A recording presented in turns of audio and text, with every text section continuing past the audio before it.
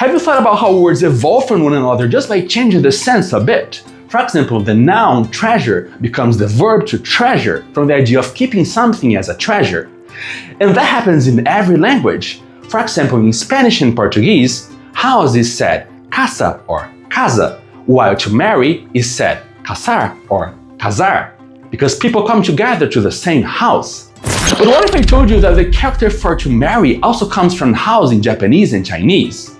Since they were writing characters that represent ideas, they just took the character for house and modified it a bit to become to marry. In this video you learn 10 characters whose senses evolved like this. 7 of them evolved from the idea of house, that's why they have a roof above. Just like we always do in this channel, you understand the history and meaning behind each part so that you never forget the characters. First, let's take a look at this roof. Originally it was longer, making the shape of a house. When you come to think about it, it's quite obvious to represent house using a roof, because houses are always covered. So the first thing you learn here today is that whenever you see a roof above a character, it must have something to do with a house. But wait, that doesn't mean it must be a type of house such as palace or stable. Instead, it may have a metaphorical meaning, just like the casa and casar example I gave you before. Look at this one, for example. It has this part below the roof. If you follow the channel, you know that this part means woman, and it's a drawing of a breast with arms. What do you think woman inside a house means? That's why you need to remember that the characters were invented more than 3,000 years ago. The ancient world was really violent. Violence among tribes was so high that in ancient China, many cities had to build walls around themselves to protect them against intruders. Yeah, just like the Great Wall of China that's still there until today. And just like it's always been the history of man, poor people were like outside the walls. So for the peasant man, knowing that his wife is at least protected inside the walls of a house is reassuring. The woman in this case represents his family, loved ones which are safe inside the walls. You just learned the character for safe, tranquil. Now repeat with me. This character is pronounced an in Mandarin or an in Japanese. Did you notice how, despite not having anything to do nor with woman nor with house, when you bring these two pictures together, it brings about a new meaning? If you know a bit of Japanese, you may recall this character still has another one. It means cheap. When you get something in a peaceful manner, it means it didn't cost you much. When someone says something took its toll or it cost you a lot, it means it gave you trouble. On the other hand, when you get something in a peaceful manner, it means it didn't cost you much.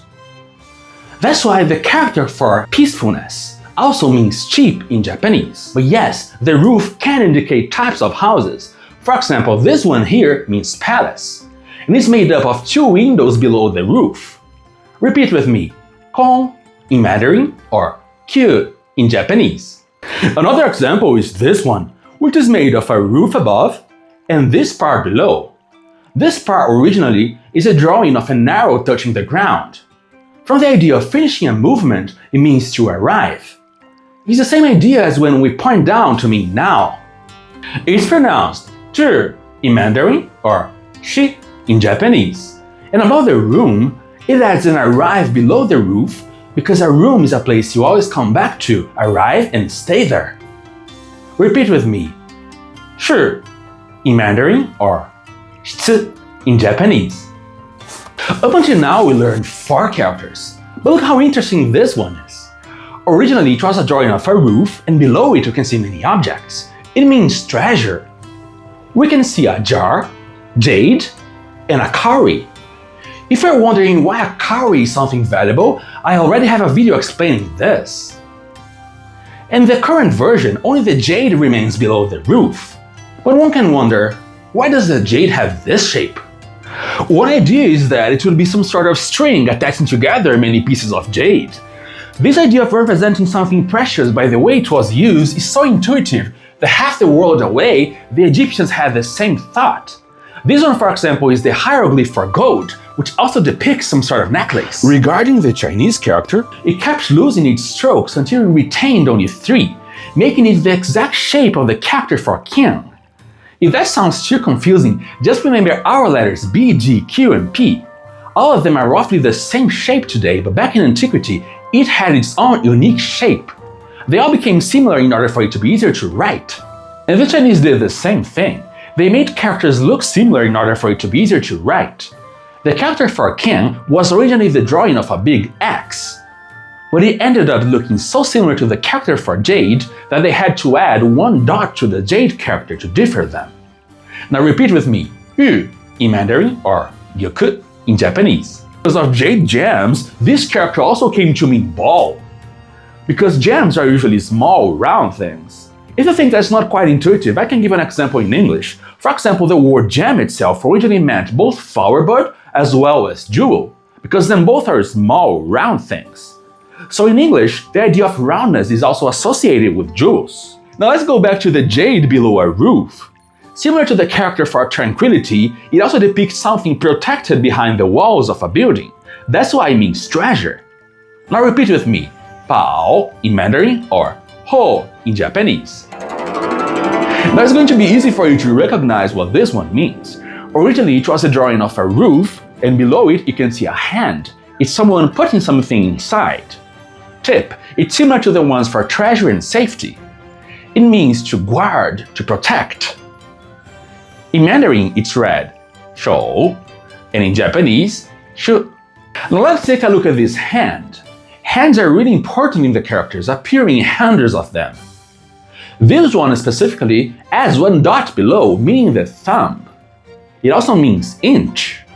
And since the thumb is central for grasping anything with your hands, it makes sense that this component appears representing actions. It's read 寸 in Mandarin or sun in Japanese. Now to finish, let's get back into the casa and casar question from Portuguese and Spanish we mentioned before. This is the ideogram for house, and it depicts a roof above and the picture of a pig below. Can you guess why? Back in ancient times, men had just moved from being nomadic into sedentary life. A big part of it was the way agriculture and livestock took place. That's why it makes sense to relate the idea of settling down somewhere, having a house, to having cattle. Home is pronounced tia in Mandarin or ka in Japanese. But you may be wondering, does this component for a pig still represent pig? Actually, this character no longer is used. Instead, they added the component for meat to the side to represent the pig. But we can talk about that in another video. As for the character for to marry, its components are, to the right, the ideogram for home, while on the left, you can see the heretical for woman, which you may remember from the tranquility character. This character also meant bride, that's why it has the component for woman. In Japanese, its predominant meaning is bride, while in Chinese it retains the marry connotation. The pronunciation is also similar, just like casa and casar. It's pronounced tia in Mandarin or ka in Japanese. Today we learned together the characters for tranquility, palace, arrive, room, jade, treasure, inch, protect, home, and marry. And these were characters relating to buildings. But did you know that many characters came from the picture of stick figures? I'm going to surprise you with 13 characters which you can understand just at a glance. Just click on the video that's going to appear right now.